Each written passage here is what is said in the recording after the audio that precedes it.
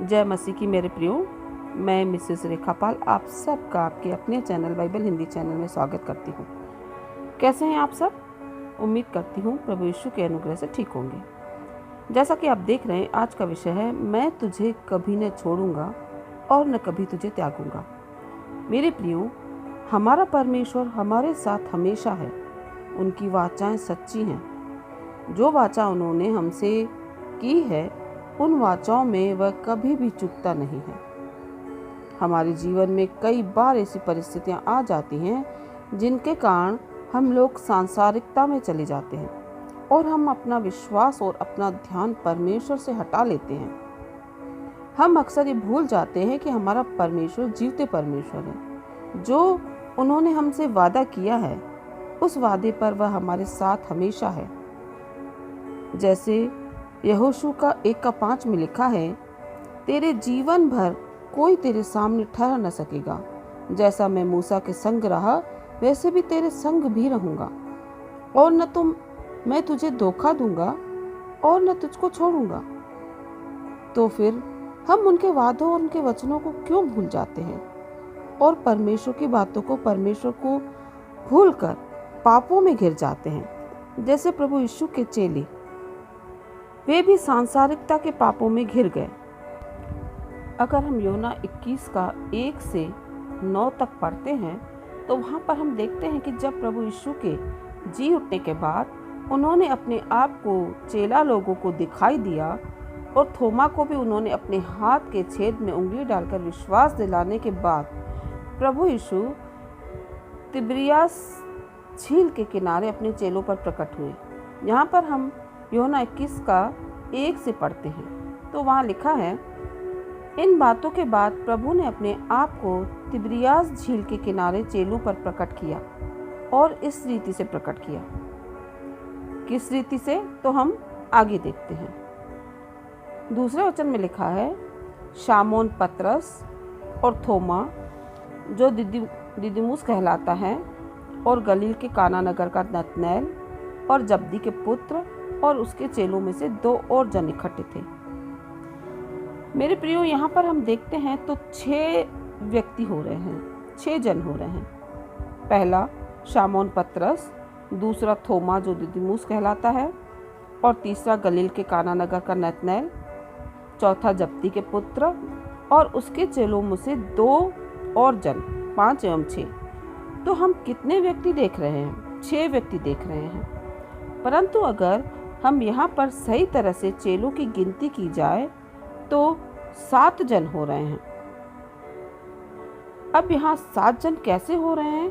तो हम मत्ती 4 का 21 में पढ़ते हैं, तो वहाँ लिखा है कि वहाँ से आगे बढ़कर प्रभु यीशु ने और 2 भाइयों अर्थात जब्दी के पुत्र याकूब और उसका भाई यूहन्ना को देखा। वे अपने पिता के साथ नाव पर अपने जालों को सुधार रहे थे। उसने उन्हें भी बुलाया। तो यहाँ पे हम देख रहे हैं कि जब्दी के 2 पुत्र याकूब और उसका भाई यूहन्ना। तो कुल कितने चेले हुए? कुल 7 चेले हुए। पहला शामोन पतरस, दूसरा थोमा, तीसरा गलील के काना नगर का नतनएल, चौथा जब्दी का 1 पुत्र याकूब और 5वां दूसरा पुत्र यूहन्ना, और 6वां और 7वां उसके 2 चेले। 7 का मतलब होता है 7 घिनौना पाप, अर्थात पहला घमंड, दूसरा क्रोध, तीसरा ईर्ष्या, चौथा व्यभिचार, 5वां पेटूपन, 6वां आलस्य और 7वां लोभ। अब हम आगे तीसरा वचन में देखते हैं। शामोन पतरस ने उनसे कहा, किनसे? अपने 6 साथियों से, कि मैं मछली पकड़ने जा रहा हूँ। उन्होंने उनसे कहा कि हम भी तेरे साथ चलते हैं। अतः वे निकलकर नाव पर चढ़े, परंतु उस रात कुछ न पकड़ पाए। मेरे प्रियो, ये चेला लोग क्या कर रहे थे?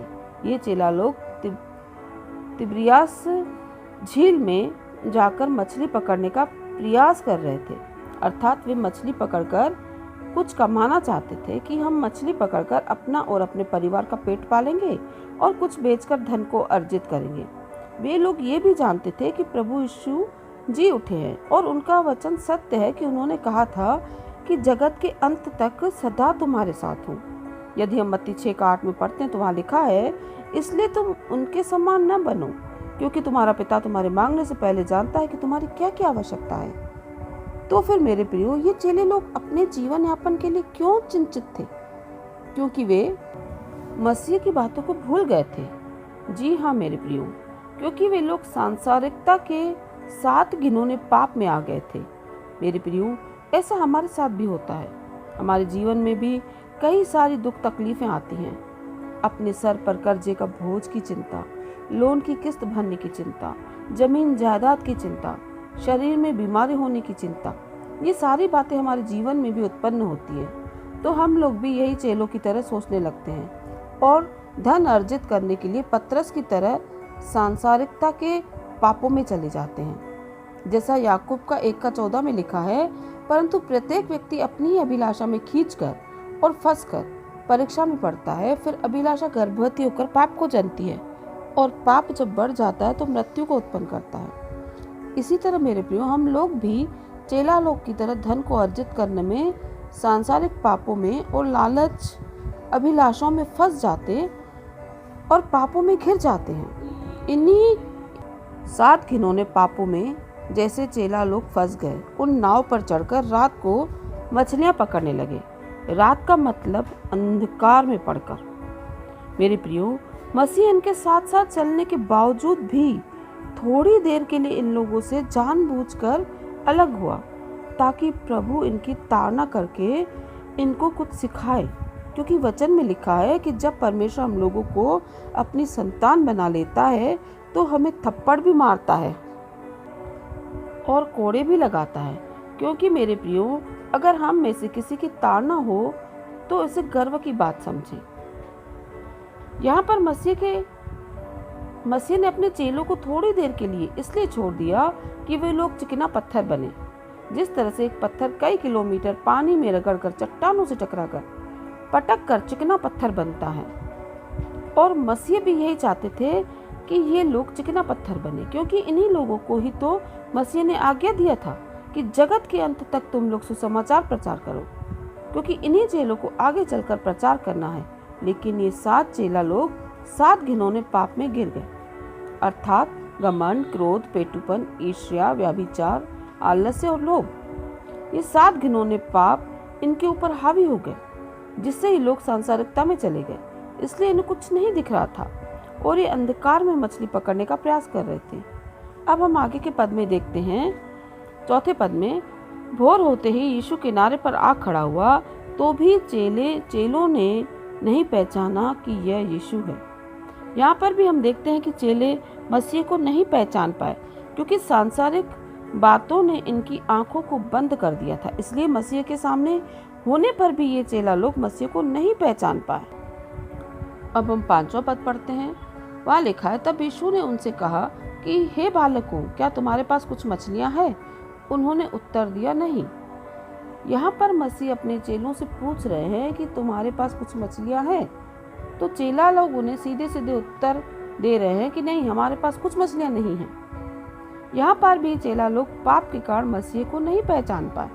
मेरे प्रियो, भले ही चेले मसीह से दूर हो गए थे, परंतु क्या मसीह ने उन्हें छोड़ दिया था? नहीं, मसीह ने उन्हें नहीं छोड़ा था। इसलिए वचन में लिखा है कि मैं कभी ना तुझे छोड़ूंगा और न कभी तुझे त्यागूंगा। हम इब्रानियों 13:5 में पढ़ते हैं तो वहाँ लिखा है, तुम्हारा स्वभाव लोभ रहित हो और जो तुम्हारे पास है उसी में संतोष करो, क्योंकि उसने आप ही कहा है, मैं तुझे कभी न छोड़ूंगा और न कभी तुझे त्यागूंगा। यहाँ पर चेलों के मन में धन के प्रति लोभ आ गया था। ये लोग 7 घिनौने पाप से घिरे हुए थे, इसलिए इन्होंने मसीह को पहचाना नहीं और उनको उत्तर दिया कि हमारे पास मछलियाँ नहीं हैं। उन्होंने मसीह को इनकार किया। जैसा यूहन्ना 1:11 में लिखा है कि वे अपने घर को आया और उसके अपनों ने उसे ग्रहण नहीं किया। अतः मसीह चेलों के पास आया और चेले मसीह को पहचान नहीं पाए। अब हम 6वां पद पढ़ते हैं तो वहाँ लिखा है, उसने उनसे कहा, नाव की दाहिनी ओर जाल डालो तो पाओगे। अतः उन्होंने जाल डाला और अब मछलियों की बहुतायत के कारण उसे खींच न सके। यहाँ पर हम देखते हैं कि मसीह ने उनसे कहा कि नाव के दाहिनी ओर जाल डालो, तो पाओगे। जैसे उन्होंने दाहिनी ओर जाल डाला, उन्हें बहुतायत से मछलियां मिल गई। और जब वे रात को अर्थात अंधकार में जाल डालकर मछलियां पकड़ने का प्रयास कर रहे थे, परंतु वे लोग मछलियां नहीं पकड़ पाए। और भोर को जैसे ही मसीह ने उन्हें दाहिनी ओर जाल डालने को कहा, तो बहुत सी मछलियां जाल में फंस गई कि वे लोग जाल खींच ही नहीं पा रहे थे। जैसा भजन संहिता 121:5 में लिखा है कि यहोवा तेरा रक्षक है, यहोवा तेरी दाहिनी ओर तेरी आड़ है।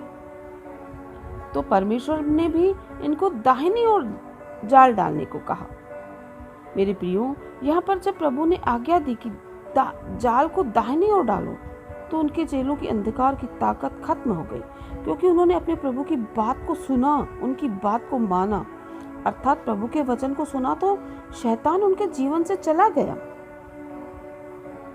जैसा याकूब 4:7 में लिखा है, इसलिए परमेश्वर के अधीन हो जाओ और शैतान का सामना करो, तो वह तुम्हारे पास से भाग निकलेगा। अतः उन्होंने परमेश्वर के वचन को सुना, उनकी आज्ञा को सुना और उन्हीं के अनुसार किया। अतः चेला लोगों ने प्रभु के अपने आप को प्रभु के अधीन किया, उनकी बात को माना, तो शैतान उनके जीवन से भाग के आता। उनकी अंधकार से जो आंखें बंद थी वो खुल गई। अब हम आगे 7वें वचन में पढ़ते हैं, तो वहां लिखा है, तब उस चेलों ने जिससे यीशु प्रेम रखता था पतरस से कहा, यह तो प्रभु है। शामौन पतरस ने यह सुनकर कि वह प्रभु है, कमर में अंगरखा कस लिया, क्योंकि वह नंगा था, और झील में कूद पड़ा। मेरे प्रियो, यहाँ पर परमेश्वर की आज्ञा सुनकर उनकी अंधकार की आंखें खुल गई और उन्होंने मसीह को पहचान लिया। और शामौन पतरस ने यह सुनकर कि वह प्रभु है, वैसे ही पानी में कूद गया। क्यों? क्योंकि वचन कहता है कि वह नंगा था। मेरे प्रियो, जिस तरह आदम ने पाप किया तो उसे पता चला कि वह नंगा है, और जब यहोवा परमेश्वर आया तो वे उनसे छुप गए, क्योंकि वे नंगे थे। इसी तरह पतरस ने भी पाप किया, इसलिए वह पानी में कूद गया, क्योंकि वह नंगा था। यहाँ पर नंगापन पाप को दर्शा रहा है। मेरे प्रियो, आज भी हम कई जगह मंडलियों में, कलीसियाओं और चर्चों में देखते हैं कि परमेश्वर के वचन को सिखाया जाता है। वहाँ पर हर व्यक्ति के पास हाथ में बाइबल होने के बावजूद भी वे आंखें बंद करके वचन की आत्मिकता के बारे में जानने की कोशिश ही नहीं करते। वे लोग वैसे ही सीखते हैं जैसे उन्हें सिखाया जाता है। वे आंखें बंद करके परमेश्वर के वचन की सच्चाई को छोड़कर विधि विधान संस्कार को मानते हैं। तो वे लोग भी पतरस की तरह ही हैं। अब हम 8वें पद में देखते हैं, वहाँ लिखा है, परंतु दूसरे चेले डोंगी पर मछलियों से भरा हुआ जाल खींचते हुए आए, क्योंकि वे किनारे से अधिक दूर नहीं परंतु कोई 200 हाथ पर थे। यहाँ पर हम देखते हैं कि उन्होंने मसीह का वचन माना तो उन्हें बहुतायत से मछलियाँ मिली। जो धन उन्हें मिला या जो ज्ञान का भंडार उन्हें मिला था, वो लोग उन्हें किनारे पर खींच कर लाए थे। उस धन को कैसे खींच कर ला रहा था? कौन खींच कर ला रहा था? मनुष्य खींच कर ला रहा था। मेरे प्रियो, ऐसा हमारे साथ भी होता है। हम लोग भी दूसरे शहरों में कमाने के लिए जाते हैं और धन को कमाने के लिए दूर शहरों में जाकर काम करते हैं, परंतु हमें भूल जाते हैं कि हमें संभालने वाला, हमारी हर एक सांस को चलाने वाला वही हमारा परमेश्वर है। तो वह हमारी सहायता क्यों नहीं करेगा? जहाँ हमारे लिए भलाई होगी वही हमें हमारा मसीह ले चलेगा।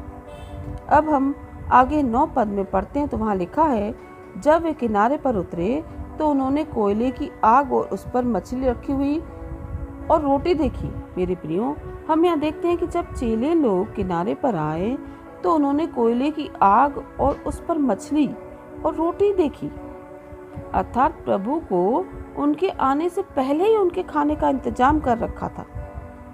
प्रभु को पता था कि उनके बच्चों ने सारी रात मछली पकड़ने का प्रयास किया और उन्हें भूख लगी होगी। जैसा फिलिपियों 4:19 में लिखा है कि मेरा परमेश्वर अपने उस धन के अनुसार जो महिमा सहित मसीह यीशु में है तुम्हारी हर एक घटी को पूरा करेगा। अगर हम यिर्मयाह 29:11 में पढ़ेंगे तो वहाँ पर भी लिखा है, क्योंकि यहोवा की यह वाणी है, जो कल्पना वे तुम्हारे विषय में करता है उन्हें मैं जानता हूँ कि वे हानि की नहीं परंतु कुशल की ही है, और अंत में तुम्हारी आशा पूरी करेगा। अतः हमारा परमेश्वर हमारे जो भी योजनाएं रखता है वह हमारी भलाई के लिए होती है।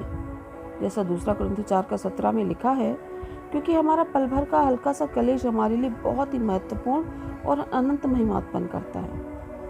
फिर हम आगे के पदों को देखते हैं तो चेले लोगों ने 153 मछलियां पकड़कर जाल को किनारे पर खींच कर लाए और उनको प्रभु ने कहा, आओ भोजन करो।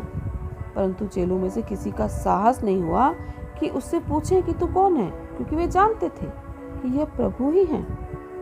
मेरे प्रियो, हम लोग जब जब निर्बल होते हैं तभी हम लोग सामर्थी होते हैं, क्योंकि वचन कहता है कि मेरा अनुग्रह तेरे लिए बहुत है, क्योंकि मेरी सामर्थ्य निर्बलता में सिद्ध होती है। इसलिए मेरे प्रियो, हमें खुद पर घमंड ना करके हमें परमेश्वर पर घमंड करना चाहिए कि वो मेरे साथ है। अगर हमारे जीवन में कोई मुश्किलें आती हैं, परेशानियां आती हैं, तो हो सकता है परमेश्वर ने उन बातों के पीछे भी हमारे लिए कोई भलाई को रख छोड़ा हो। जैसे हम इफिसियों 2:8 और 9 में पढ़ते हैं, वहाँ लिखा है, क्योंकि विश्वास के द्वारा अनुग्रह से तुम्हारा उद्धार हुआ है, और ये तुम्हारी ओर से नहीं वरन परमेश्वर का दान है, और न कर्मों के कारण ऐसा न हो कि कोई घमंड करे। इसलिए मेरे प्रियो, हमें घमंड अपने मसीह पर करना चाहिए, हमें प्रभु यीशु मसीह पर करना चाहिए। वह हमसे पहले जानता है कि हमारी क्या क्या आवश्यकता है। जैसा उन्होंने अपने चेलों के लिए पहले से ही भोजन तैयार कर रखा था, क्योंकि उन्हें पता था कि उसके चेले भूखे होंगे।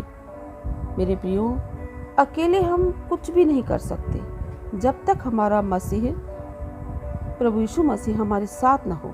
जैसे चेले लोग सारी रात मछली पकड़ते रहे पर उन्हें कुछ हासिल न हुआ, पर जब भोर को प्रभु मसीह ने उन्हें कहा कि दाहिनी ओर जाल डालो, तो हमने देखा कि जाल मछलियों से इतना भर गया कि वे लोग उसे खींच भी नहीं पा रहे थे। अगर मैं व्यवस्था 31:8 में पढ़ेंगे तो वहां पर लिखा है, और तेरे आगे आगे चलने वाला यहोवा है, वह तेरे संग संग रहेगा, और न तो तुझे धोखा देगा और न वो तुझे छोड़ेगा। इसलिए मत डर, तेरा मन कच्चा न हो।